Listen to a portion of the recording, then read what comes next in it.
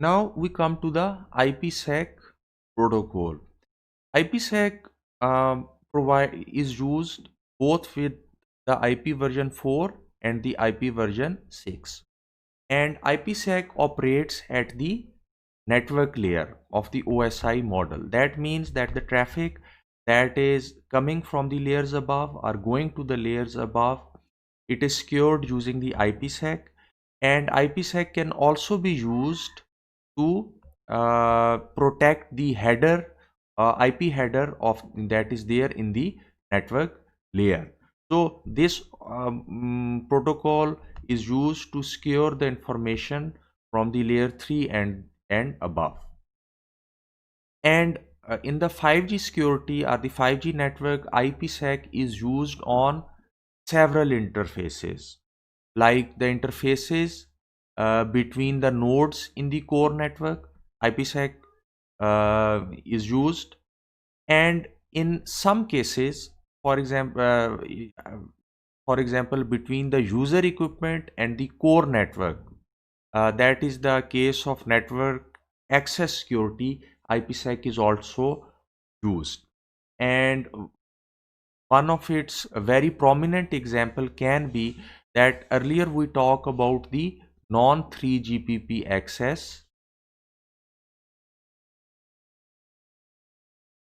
to 5G core network, in which a wireless LAN device was accessing a 5G core network. So in that case, the uh,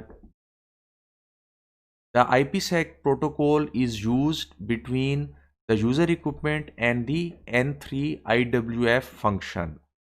And we know that N3 IWF function is the interface between the non 3GPP access network and the 5G core network. So IPsec is used between user equipment and N3 IWF to protect the signaling and the traffic of the user.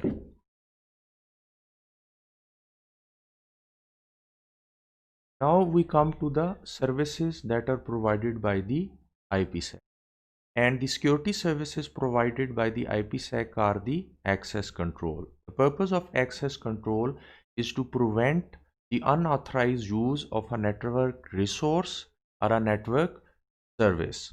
Then you have the data origin authentication. That means that the receiving entity that is receiving some data is able to verify the source of the packets that are coming towards it. And then you have the integrity protection. For example, A is sending some data to B and it is modified on its way by some intruder E. Then using IPsec, the receiver is able to check if the data has been modified on the way or not. Similarly, you have the detection and the rejection of replays. For example, there is some data that is being sent from A to B. It is quite possible that E catches that data and then it resends that data to B and claims itself to be A. So in IPsec, this can also be detected that if there is a replay attack going on or not. And for the confidentiality in the IPsec, we use the encryption.